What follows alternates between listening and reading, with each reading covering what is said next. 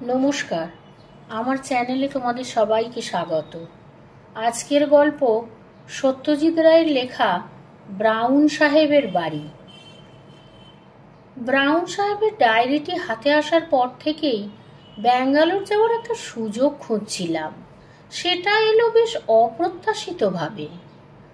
আমাদের বালিগঞ্জ স্কুলের বাৎসরিক রিউনিয়নে দেখা হয়ে গেল আমার পুরনো সহপাঠী অনিকেন্দ্র ভৌমিকের সঙ্গে। অনিক বলল সে ব্যাঙ্গালোরে ইন্ডিয়ান ইনস্টিটিউট অফ সায়েন্সে চাকরি করছে। একবার ঘুরে যা না এসে আমার ওখানে, the best place in India. একটা বাড়তি ঘরও আছে আমার বাড়িতে, আসবি? অনিক স্কুলে থাকতে আমার খুবই বন্ধু ছিল। তারপর যা হয় আর কি, কলেজ হয়ে গেল দুজনের আলাদা। তাছাড়া ও বিজ্ঞান আর আমি আর্টস, দুজনে প্রায় উল্টো মুখো রাস্তা ধরে চলতে আরম্ভ করলাম। মাঝে ও আবার চলে গেল বিলেতে। ফলে ক্রমে দুজনের বন্ধুত্বের মধ্যেও অনেকটা ব্যবধান এসে পড়ল। আর আজ প্রায় 12 বছর পর তার সঙ্গে দেখা। বললাম, গিয়ে পড়তে পারি? কোন সময়টা ভালো? Any time. ব্যাঙ্গালোরে গরম নেই। সাধে কি জায়গাটা সাহেবদের এত প্রিয়? তুই যখনই আসতে চাস আসিস, তবে 7 দিনের নোটিশ পেলে ভালো হয়। যাক, তাহলে ব্রাউন সাহেবের বাড়িটা দেখার সৌভাগ্য হলেও হতে পারে। কিন্তু তার আগে সাহেবের ডায়েরিটার কথা বলা দরকার। আমি হলাম যাকে বলে পুরনো বইয়ের পোকা। ব্যাংকে কাজ করে প্রতি মাসে যা রোজগার হয় তার অন্তত অর্ধেক টাকা পুরনো বই কেনার পিছনে খরচ হয়। ভ্রমণ কাহিনী, শিকারের গল্প, ইতিহাস, আত্মজীবনী, ডায়েরি, কত রকম বই না গত 5 বছরে জমে উঠেছে আমার। পোকায় কাটা পাতা, বার্ধক্যে ঝুরঝুরে হয়ে যাওয়া পাতা, ড্যাম্পে বিবর্ণ হয়ে যাওয়া পাতা, এ সবই আমার কাছে অতি পরিচিত এবং অতি প্রিয় জিনিস। আর পুরনো বইয়ের গন্ধ এর জুড়ি নেই। অগুরু, কস্তুরি, গোলাপ, হাসনাহানু, মায়ের ফরাসি সেরা পারফিউমের সুবাস, এই দুটো গন্ধর কাছে হার মেনে যায়। এই পুরনো বই কেনাই আমার একমাত্র নেশা। আর পুরনো বই কিনতে গিয়েই পাওয়া ব্রাউন সাহেবের ডায়েরিটা। বলে রাখি, এ ডায়েরিটা কিন্তু ছাপা ডায়েরি নয়, যদিও সেরকম ডায়েরিও আমার আছে। এ ডায়েরি একেবারে খাগের কলমে লেখা আসল ডায়েরি। লাল চামড়ায় বাঁধানো 350 পাতার রুল টানা খাতা, 6 ইঞ্চি বাই 4.5 ইঞ্চি, মলাটের চারপাশে সোনার জলের নকশা করা বর্ডার, তার মাঝখানে সোনার ছাপার অক্ষরে লেখা সাহেবের নাম, জন মিডলটন ব্রাউন। মলাট খুললে প্রথম পাতায় সাহেবের নিজের হাতে নাম সই, তার নিচে সাহেবের ঠিকানা, Evergreen Lodge, Fraser Town, Bangalore. আর তার নিচে লেখা জানুয়ারি 1858। অর্থাৎ এ ডায়েরির বয়স হলো 113। এই ব্রাউন সাহেবের নাম লেখা অন্য আরো অনেক খানকতক বইয়ের সঙ্গে ছিল এই লাল চামড়ায় বাঁধানো খাতাটা। নাম করা বইয়ের তুলনায় দাম খুবই কম।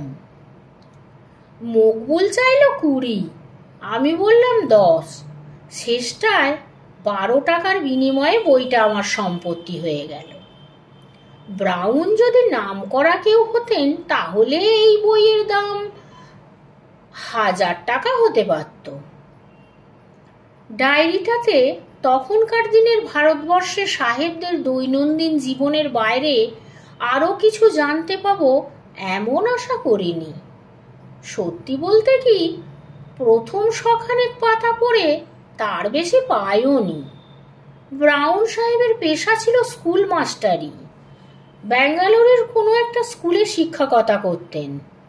সাহেব নিজের কথাই বেশি বলেছেন। মাঝে মাঝে ব্যাঙ্গালোর শহরের বর্ণনা করেছেন। এক জায়গায় তখনকার বড়লাটের গিন্নি লেডি ক্যানিংয়ের ব্যাঙ্গালোর আসার ঘটনা বলেছেন। ব্যাঙ্গালোরের ফুল ফল গাছপালা ও তাঁর নিজের বাগানের কথা বলেছেন। এক এক জায়গায় আবার ইংল্যান্ডের সাসেক্স অঞ্চলে তার পৈতৃক বাড়ি আর তার পিছনে ফেলে আসা আত্মীয় স্বজনদের কথাও বলেছেন। তার স্ত্রী এলিজাবেথের উল্লেখও আছে, তবে স্ত্রীটি কয়েক বছর আগেই মারা গিয়েছিলেন। সবচেয়ে ইন্টারেস্টিং ব্যাপার হচ্ছে সাইমন নামে কোনো এক ব্যক্তির বারংবার উল্লেখ। এই সাইমন যে কে ছিলেন, তার ছেলে না ভাই না ভাগ্নে না বন্ধু নাকি, সেটা বোঝার কোনো উপায় ডায়েরিতে নেই। তবে সাইমনের প্রতি ব্রাউন সাহেবের যে একটা গভীর টান ছিল সেটা বুঝতে কোনো অসুবিধে হয় না। সাইমনের বুদ্ধি, সাইমনের সাহস, সাইমনের রাগ, অভিমান, দুষ্টুমি, খামখেয়ালিপনা ইত্যাদির কথা বারবার উল্লেখ আছে ডায়েরিতে। সাইমন অমুক চেয়ারটায় বসতে ভালোবাসে, আজ সাইমনের শরীরটা ভালো নেই, সাইমনকে আজ সারা দিন দেখতে পাইনি বলে মন খারাপ, এই ধরনের সব খুঁটিনাটি খবরও আছে। আর আছে সাইমনের মর্মান্তিক মৃত্যুর খবর। 22শে সেপ্টেম্বর সন্ধ্যা 7:30 নাগাদ বজ্রাঘাতে সাইমনের মৃত্যু হয়। পরের দিন ভোরবেলা ব্রাউন সাহেবের বাগানে একটা বাজে ঝলসে যাওয়া ইউক্যালিপটাস গাছের পাশে সাইমনের মৃতদেহ পাওয়া যায়। এরপর থেকে একটা মাস ডায়েরিতে প্রায় আর কিছুই লেখা হয়নি। যেটুকু হয়েছে তার মধ্যে শোক আর হতাশার কথা ছাড়া আর কিচ্ছু নেই। ব্রাউন সাহেব দেশে ফিরে যাওয়ার কথা ভাবছেন, কিন্তু সাইমনের আত্মা থেকে দূরে সরে যেতে তার মন চায়নি। সাহেবের স্বাস্থ্যও যেন অল্প অল্প ভেঙে পড়েছে। আজও স্কুলে গেলাম না, কথাটা 5 জায়গায় বলা হয়েছে। লুকাস বলে একজন ডাক্তারের উল্লেখও আছে। তিনি ব্রাউন সাহেবকে পরীক্ষা করে ওষুধ বাতলে গেছেন।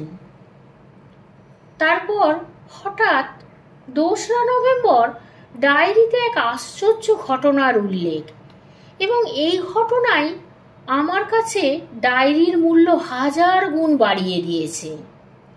ব্রাউন সাহেব এই ঘটনাটা লিখেছেন রোজকার নীলের বদলে লাল কালিতে। তাতে বলেছেন, এটি আমি বাংলায় অনুবাদ করছি। আজ এক অভাবনীয় আশ্চর্য ঘটনা। আমি বিকালে লালবাগে গিয়েছিলাম গাছপালার সান্নিধ্যে আমার মনটাকে একটু শান্ত করার জন্য।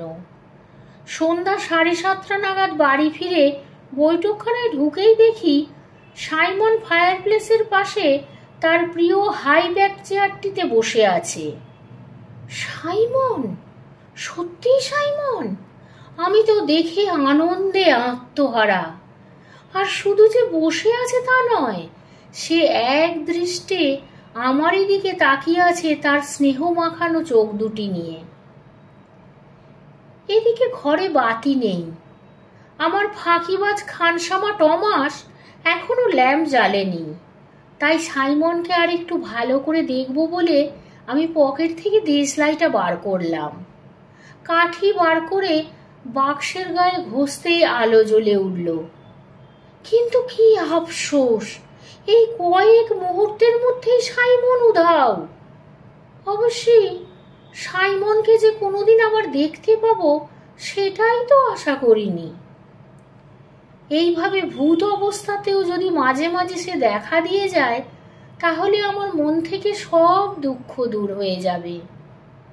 সত্যি আজ এক অপূর্ব আনন্দের দিন। সাইমন মরে গিয়েও আমাকে ভোলেনি। এমনকি তার প্রিয় চেয়ারটিকেও সে ভোলেনি। দোহাই সাইমন, মাঝে মাঝে দেখা দিও।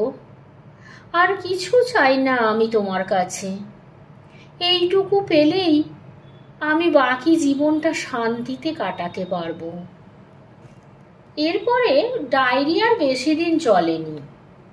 যেটুকু আছে তার মধ্যে কোনো দুঃখের ছাপ নেই, কারণ সাইমনের সঙ্গে ব্রাউন সাহেবের প্রতিদিনই একবার করে দেখা হয়েছে। সাইমনের ভূত সাহেবকে হতাশ করেনি। ডায়েরির শেষ পাতায় লেখা আছে, যে আমাকে ভালোবাসে তার মৃত্যুর পরেও যে তার সে ভালোবাসা অটুট থাকে, এই জ্ঞান লাভ করে আমি পরম শান্তি পেয়েছি। ব্যাস, এই শেষ। কিন্তু এখন কথা হচ্ছে, ব্রাউন সাহেবের এই বাড়ি বাঙ্গালোরের ফ্রেজার টাউনের এভারগ্রিন লজ এখনো আছে কি? আর সেখানে এখনো সন্ধ্যাকালে সাইমন সাহেবের ভূতের আগমন হয় কি? আর সে ভূত কি অচেনা লোককে দেখা দেয়? আমি যদি সে বাড়িতে গিয়ে একটা সন্ধ্যা কাটাই, তাহলে সাইমনের ভূতকে দেখতে পাবো কি?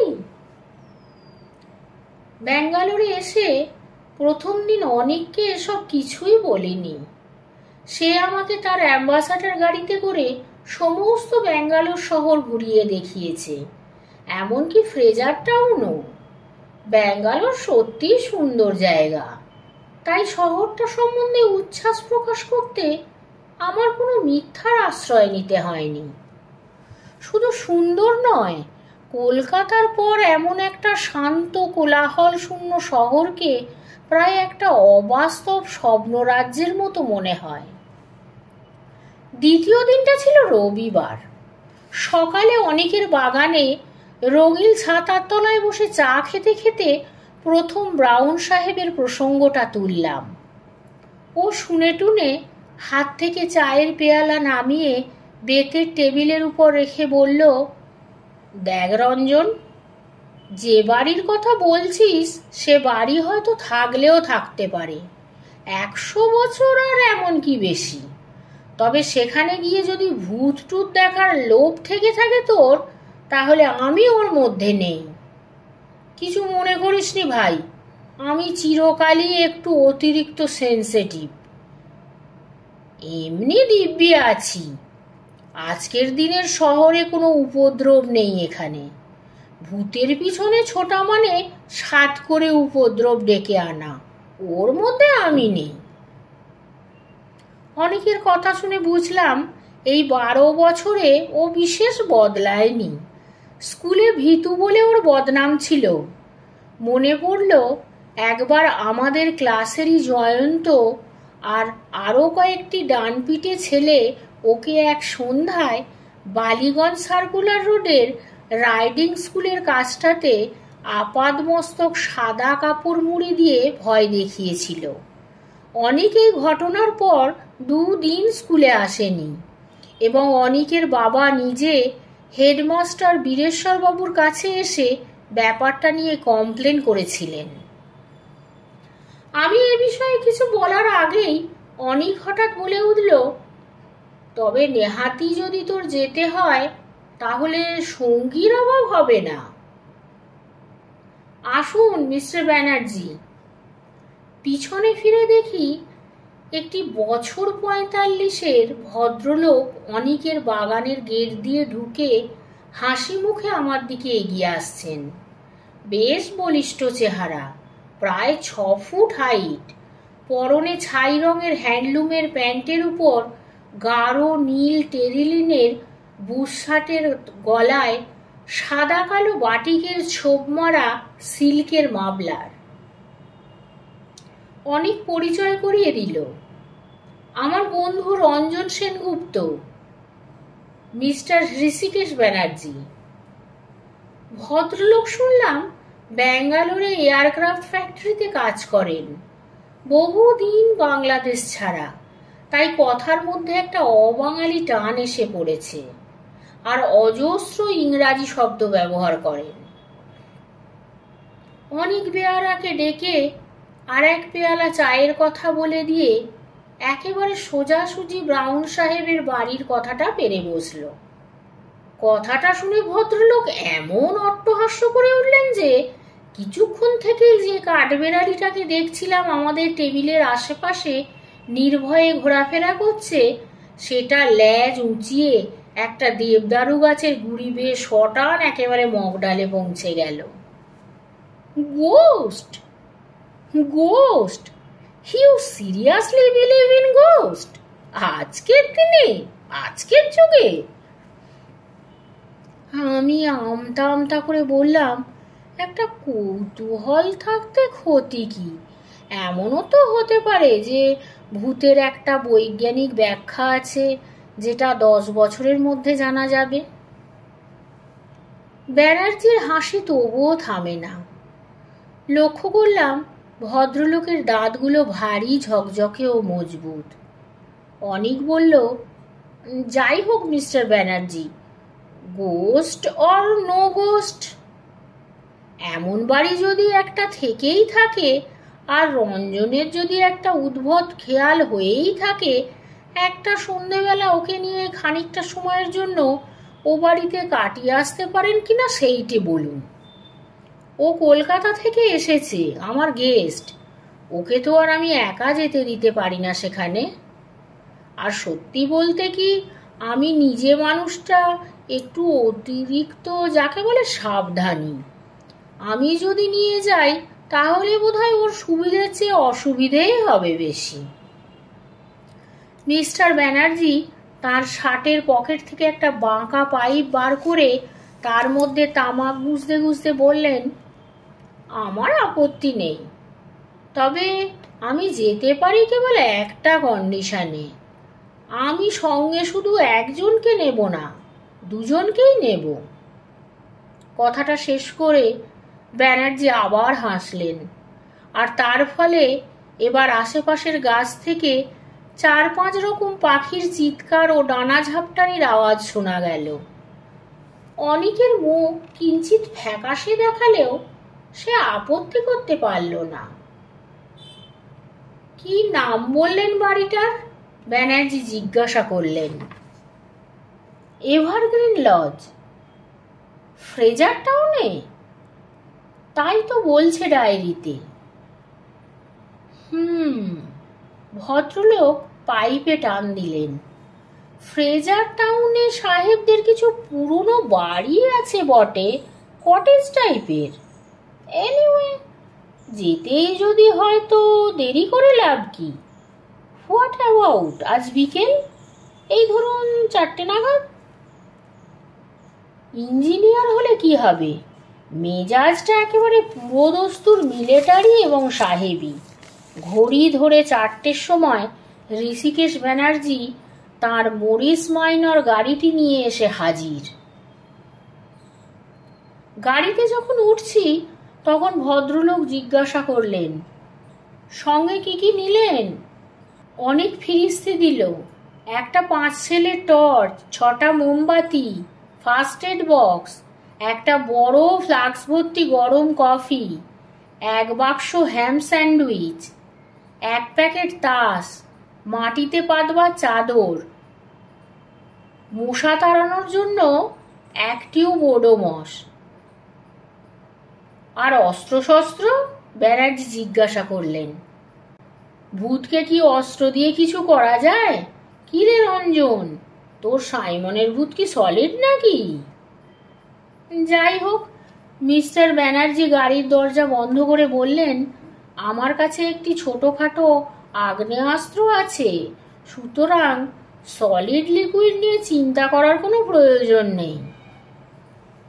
গাড়ি ছাড়ার পর ব্যানার্জি বললেন, এভারগ্রিন লজের ব্যাপারটা একেবারে কাল্পনিক নয়। আমি একটু অবাক হয়েই বললাম, আপনি কি এর মধ্যেই খোঁজ নিয়েছেন নাকি? ব্যানার্জি রীতিমতো কসরতের সঙ্গে 2টো সাইকেল চালককে পরপর পাশ কাটিয়ে বললেন, I am a very methodical man mister Sengupta. যেখানে যাচ্ছি সে জায়গাটা অ্যাটল আছে কি না সেটার সম্বন্ধে আগে থেকেই খোঁজ নিয়ে রাখা উচিত নয় কি? ওদিকটায় শ্রীনিবাস দেশমুখ থাকে। আমরা একসঙ্গে গল্ফ খেলি, অনেক দিনের আলাপ।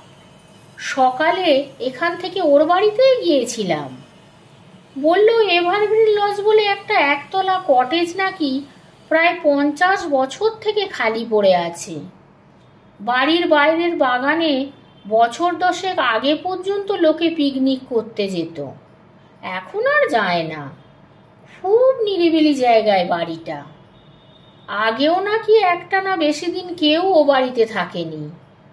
তবে হন্টেড হাউস বলে কেউ কোনোদিন অপবাদ দেয়নি বাড়িটার। বাড়ির ফার্নিচার সব বহুদিন আগেই নিলাম হয়ে গেছে। তার কিছু নাকি কর্নেল মার্সারের বাড়িতে আছে, রিটায়ার্ড আর্মি অফিসার। তিনিও ফ্রেজার টাউনেই থাকতেন। সব শুনে টুনে বুঝেছেন মিস্টার সেনগুপ্ত, মনে হচ্ছে আমাদেরও ওই পিকনিক জাতীয়ই একটা কিছু করে ফেরত আসতে হবে। অনিকেন্দ্র তাসটা এনে ভালোই করেছ। ব্যাঙ্গালোরের পরিষ্কার প্রশস্ত রাস্তা দিয়ে গাড়ি করে যেতে যেতে বারবারই মনে হচ্ছিল যে শহরটা এতই অভুতুড়ে যে এখানে একটা হানাবাড়ির অস্তিত্বই কল্পনা করা কঠিন। কিন্তু তারপরেই আবার মনে পড়ে যাচ্ছিল ব্রাউন সাহেবের ডায়েরির কথা। লোকে নেহাত পাগল না হলে ডায়েরিতে আজগুবি কথা বানিয়ে লিখবে কেন? সাইমনের ভূত ব্রাউন নিজে দেখেছেন, একবার নয় অনেকবার। সে ভূত কি আমাদের জন্য একবার দেখা দেবে না?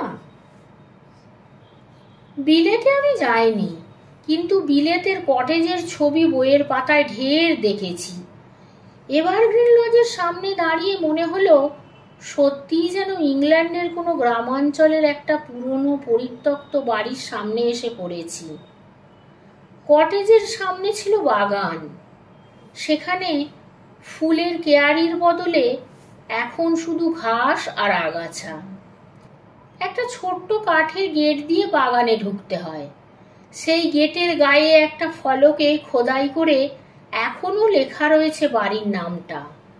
তবে হয়তো কোনো চড়ুই ভাতির দলেরই কেউ রসিকতা করে এভারগ্রিন কথাটার আগে একটা এন জুড়ে দিয়ে সেটাকে নেভারগ্রিন করে দিয়েছে।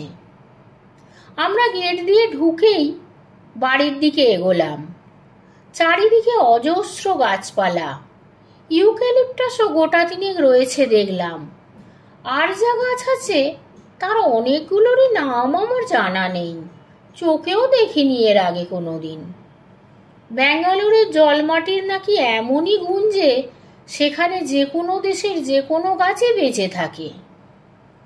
কটেজের সামনে একটা টালির ছাউনি দেওয়া পোর্টিকো, তার বাঁকা থামগুলো বেয়ে লতা উঠেছে ওপর দিকে। ছাউনির অনেক টালিই নেই, ফলে ফাঁক দিয়ে আকাশ দেখা যায়। সামনের দরজার একটা পাল্লা ভেঙে কাঠ হয়ে গেছে। বাড়ির সামনের দিকে দরজা জানলার কাঁচ অধিকাংশই ভাঙা। দেয়ালের উপর শ্যাওলা ধরে এমন অবস্থা হয়েছে যে বাড়ির আসল রংটা যে কি ছিল তা আজ আর বোঝার উপায় নেই। দরজা দিয়ে আমরা বাড়ির ভেতরে ঢুকলাম। ঢুকেই একটা প্যাসেজ, পিছনের দিকে একটা ভাঙা দরজার ভেতর দিয়ে একটা ঘর দেখা যাচ্ছে। আমাদের ডাইনে বাঁয়েও ঘর। ডাইনেরটাই বেশি বড় বলে মনে হলো। আন্দাজে বুঝলাম এটাই হয়তো বৈঠকখানা ছিল। মেঝেতে বিলেতি কায়দায় কাঠের তক্তা বসানো, তার কোনোটাই প্রায় আস্ত নেই। সাবধানে পা ফেলতে হয় এবং প্রতি পদক্ষেপে খুটখাট খচখচ শব্দ হচ্ছে। আমরা ঘরটাতে ঢুকলাম। বেশ বড় ঘর। ফার্নিচার না থাকাতে আরও খাঁ করছে। পশ্চিম আর উত্তর দিকে জানলার সারি। একদিকের জানলা দিয়ে গেট সমেত বাগান, আর অন্য দিক দিয়ে গাছের সারি দেখা যাচ্ছে। এরই একটাতে কি বাজ পড়েছিল? সাইমন দাঁড়িয়েছিল সেই গাছের নিচে। তৎক্ষণাৎ মৃত্যু! ভাবতে গাটা ছমছম করে উঠল। এবারে দক্ষিণ দিকের জানলাবিহীন দেয়ালের দিকে চাইলাম। বাঁ কোণে ফায়ারপ্লেস। এই ফায়ারপ্লেসের পাশেই ছিল সাইমনের প্রিয় চেয়ারখানা। ঘরের সিলিংয়ের দিকে চাইতে চোখে পড়ল ঝুল আর মাকড়সার জাল। এককালে সুদৃশ্য এভারগ্রিন লজের অবস্থা এখন খুবই শোচনীয়। মিস্টার ব্যানার্জি প্রথম দিকে লালা করে বিলেতি সুর ভাঁজছিলেন। এখন নতুন করে পাইপ ধরিয়ে বললেন, কি খেলা আসে আপনাদের? ব্রিজ না পোকার না রামি? অনেক হাতের জিনিসপত্র মেঝেতে সাজিয়ে চাদরটা বিছিয়ে মাটিতে বসতে যাচ্ছিল। এমন সময় একটা শব্দ কানে এলো। অন্য কোনো ঘরে কেউ জুতো পায়ে হাঁটছে। অনেকের দিকে চেয়ে দেখলাম সে ফ্যাকাশে হয়ে গেছে। পায়ের শব্দটা থামল। মিস্টার ব্যানার্জি হঠাৎ মুখ থেকে পাইপটা নামিয়ে নিয়ে বাজখাই গলায় চেঁচিয়ে উঠলেন, ইজ এনিবডি দেয়ার? সঙ্গে সঙ্গে আমরা তিনজনে প্যাসেজের দিকে এগোলাম। অনেক আলতো করে আমার কোটের আস্তিনটা ধরে নিয়েছে। এবার জুতোর শব্দটা আবার শুরু হলো। আমরা বাইরে প্যাসেজে গিয়ে পড়তেই ডান দিকের ঘরটা থেকে একটি ভদ্রলোক বেরিয়ে এসে সামনে আমাদের দেখে থমকে দাঁড়িয়ে পড়লেন। লোকটি ভারতীয়। মুখ ভর্তি খোঁচা খোঁচা দাড়িগোঁফ সত্ত্বেও ইনি যে ভদ্র এবং শিক্ষিত তাতে কোনো সন্দেহ নেই।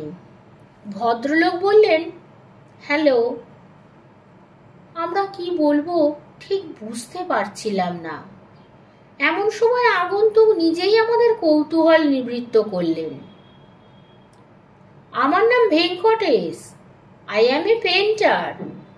আপনারা কি এই বাড়ির মালিক না খদ্দের? ব্যানার্জি হেসে বললেন, দুটোর একটাও না। আমরা এমনি ঘুরতে ঘুরতে এসে পড়েছি। I see. আমি ভাবছিলাম এই বাড়িটা যদি পাওয়া যেত তাহলে আমার কাজের জন্য একটা স্টুডিও হতে পারত। ভাঙাচোরায় আমার আপত্তি নেই। মালিককে জানেন না বোধহয়? আগে না, সরি, ব্যানার্জি বললেন। তবে আপনি কর্নেল মার্সারের ওখানে খোঁজ করে দেখতে পারেন। সামনের রাস্তা ধরে বাঁদিকে চলে যাবেন, মিনিট 5 হাঁটা পথ। থ্যাংক ইউ বলে মিস্টার ভেঙ্কটেশ বেরিয়ে চলে গেলেন।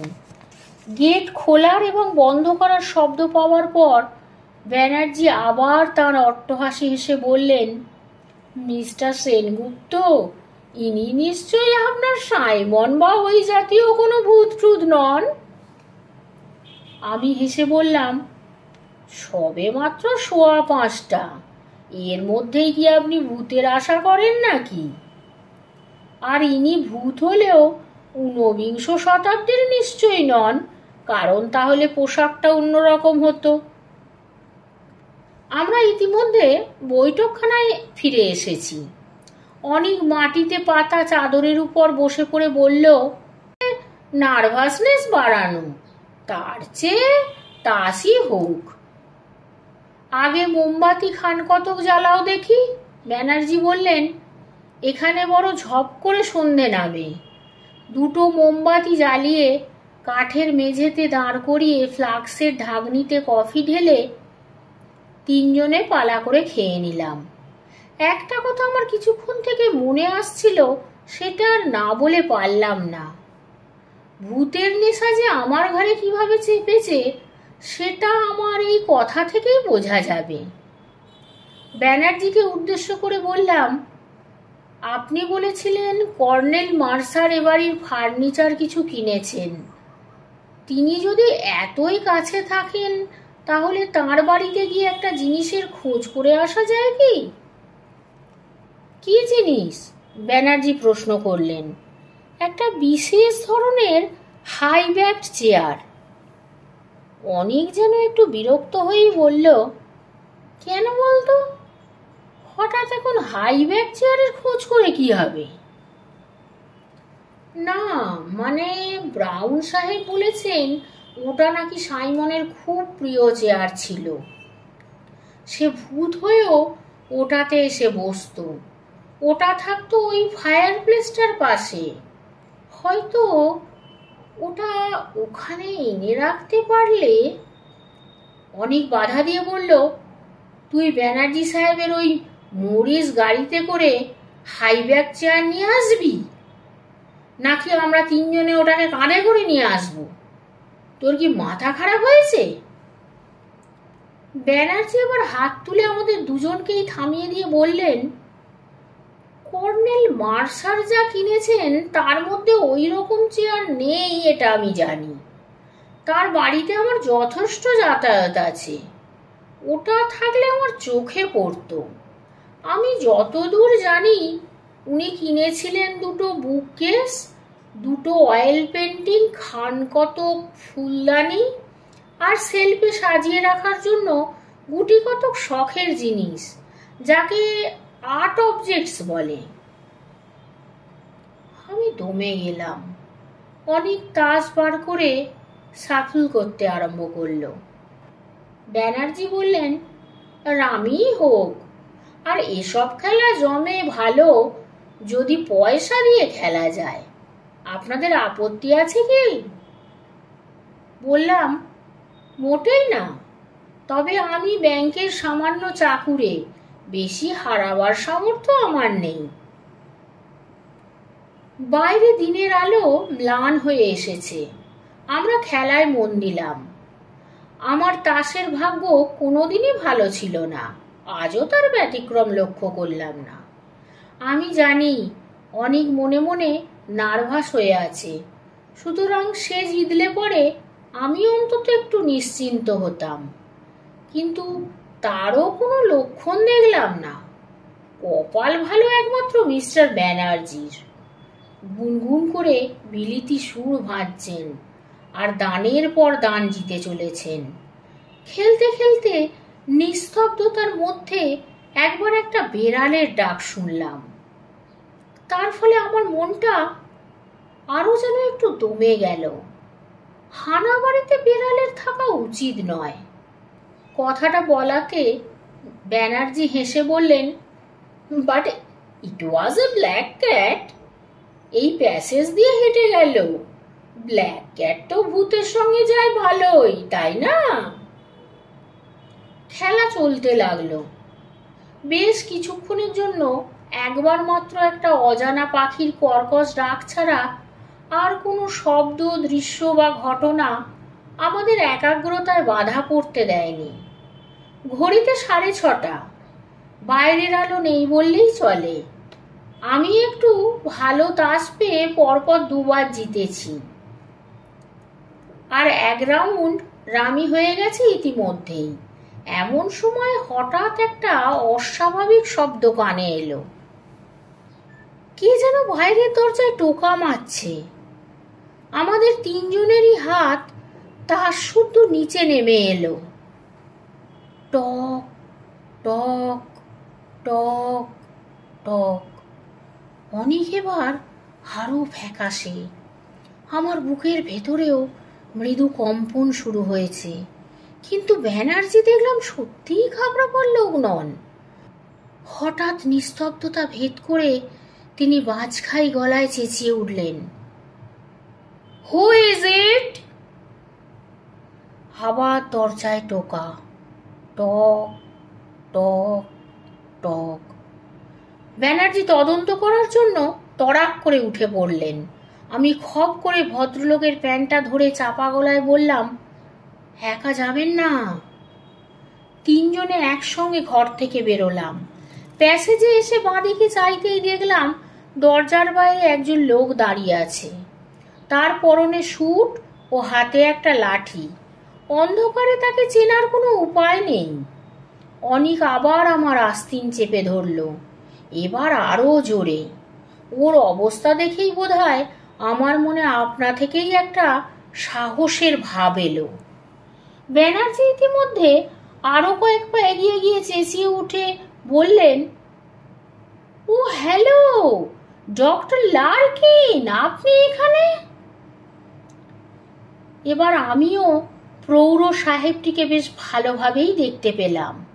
অমায়িক সাহেবটি তাঁর সোনার চশমার পিছনে নীল চোখ দুটোকে কুঁচকে হেসে বললেন, তোমার মরিস গাড়িখানা দেখলাম বাইরে, তারপর দেখি বাড়ির জানলা দিয়ে মোমবাতির আলো দেখা যাচ্ছে, তাই ভাবলাম একবার ঢু মেরে যাই, দেখি তুমি কি পাগলামি করছো এই পোড়ো বাড়ির ভেতর।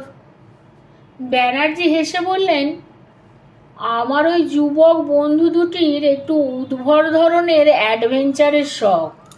বলল এভারগ্রিন লজে বসে তাস খেলবে, তাই আর কি। Very good, very good. যুবা বয়সটাই তো এ ধরনের পাগলামির সময়। আমরা বুড়োরাই কেবল নিজেদের বাড়ির কোচে বসে রোমন্থন করি। Well well, have a good time. Larkin সাহেব হাত তুলে গুড বাই করে লাঠি ঠক ঠক করতে করতে চলে গেলেন, আর সঙ্গে সঙ্গে দ্বিতীয়বার ভূতের আশা পরিত্যাগ করতে হলো। কি আর করি, আবার তাসে মনোনিবেশ করলাম। প্রথম দিকে প্রায় 4,500 টাকার মতো হারছিলাম। গত আধ ঘন্টায় তা খানিকটা ফিরে পেয়েছি। সাইমনের ভূত না দেখলেও শেষ পর্যন্ত তাসে কিছু জিতে বাড়ি ফিরতে পারলেও আজকের আউটিংটা কিছুটা সার্থক হয়। ঘড়ির দিকে মাঝে মাঝেই চোখটা চলে যাচ্ছিল। আসল ঘটনাটা কখন ঘটেছিল তার টাইম আমার জানা আছে। ব্রাউন সাহেবের ডায়েরি থেকে জেনেছিলাম যে সন্ধ্যার ওই সময়টাতেই বাজ পড়ে সাইমনের মৃত্যু হয়।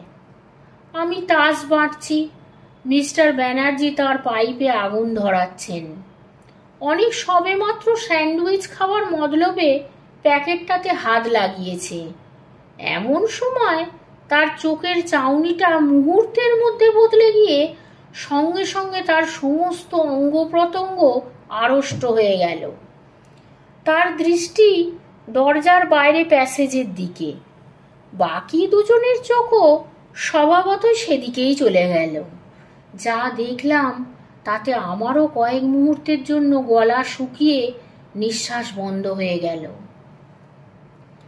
বাইরে প্যাসেজের অন্ধকারের মধ্যে এক জোড়া জ্বলন্ত চোখ আমাদের দিকে এক দৃষ্টে তাকিয়ে আছে। ফসফরাসের মতো ফিকে সবুজ আর হলদে মেশানো একটা আভা এই নিষ্পলক চাউনিতে। মিস্টার ব্যানার্জির ডান হাতটা ধীরে ধীরে তার কোটের ভেস্ট পকেটের দিকে চলে গেল, আর ঠিক সেই মুহূর্তেই যেন ম্যাজিকের মতো আমার কাছে ব্যাপারটা জলের মতো পরিষ্কার হয়ে গিয়ে আমার মন থেকে সমস্ত ভয় দূর করে দিল। বললাম, আপনার পিস্তলের দরকার নেই মশাই, এটা সেই কালো বেড়ালটা। আমার কথায় অনিকও যেন ভরসা পেল। ব্যানার্জি পকেট থেকে তার হাত বের করে এনে চাপা গলায় বললেন, হাউ রিডিকুলাস। এবার জ্বলন্ত চোখ দুটো আমাদের ঘরের দিকে এগিয়ে এলো। চৌকাঠ পেরোতেই মোমবাতির আলোতে প্রমাণ হলো আমার কথা, এটা সেই কালো বেড়ালটাই বটে। চৌকাঠ পেরিয়ে বেড়ালটা বাঁদিকে ঘুরল। আমাদের দৃষ্টি তার সঙ্গে সঙ্গে ঘুরছে, তাকে অনুসরণ করছে। এবারে আমাদের তিনজনের গলা দিয়ে একসঙ্গে একটা শব্দ বেরিয়ে পড়ল।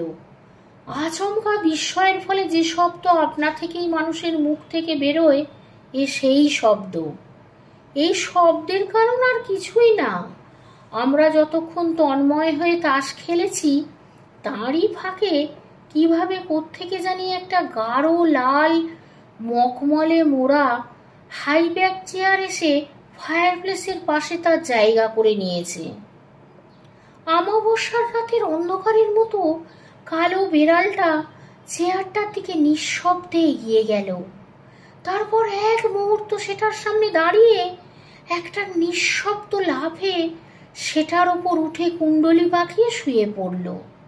আর সেই মুহূর্তে একটা অদ্ভুত শব্দ শুনে আমার রক্ত হিম হয়ে গেল। কোনো এক অশরীরী বৃদ্ধের খিলখিলে হাসির ফাঁকে ফাঁকে বারবার উচ্চারিত হচ্ছে, সাইমন, সাইমন, সাইমন, সাইমন।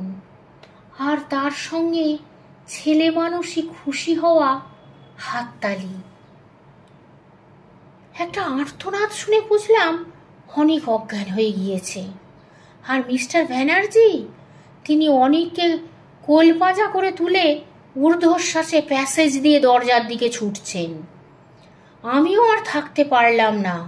তাস, মোমবাতি, ফ্লাক্স, চাদর, স্যান্ডউইচ সব পড়ে রইল। দরজা পেরিয়ে মাঠ, মাঠ পেরিয়ে গেট, গেট পেরিয়ে ব্যানার্জির মরিস মাইনর। ভাগ্যে ব্যাঙ্গালোরের রাস্তায় লোক চলাচল কম, নইলে আজ একটি মাত্র পাগলা গাড়ির পাগলা ছুটে কটা লোক যে জখম হতে পারত তা ভাবলেও গায়ে কাঁটা দেয়। অনেকের জ্ঞান গাড়িতেই ফিরে এসেছিল, কিন্তু তার মুখে কোনো কথা নেই। প্রথম কথা বললেন মিস্টার ব্যানার্জি। অনেকের বেয়ারার হাত থেকে ব্র্যান্ডির গ্লাসটা ছিনিয়ে নিয়ে এক ঢোকে অর্ধেকটা নামিয়ে দিয়ে ঘর ঘরে চাপা গলায় বলে উঠলেন, সো সাইমন ওয়াজ এ ক্যাট। আমার নিজেরও কিছুই বলার অবস্থা নেই, কিন্তু আমার মন তার কথায় সাই দিল। সত্যি ব্রাউন সাহেবের বুদ্ধিমান, খামখেয়ালি, অভিমানী, অনুগত আদরের সাইমন, যার মৃত্যু হয় বজ্রাঘাতে আজ থেকে 113 বছর আগে, সেই সাইমন ছিল আমাদের আজকের দেখা একটি পোষা কালো বেড়াল। আজকের গল্পটি এখানেই শেষ হলো। ধন্যবাদ।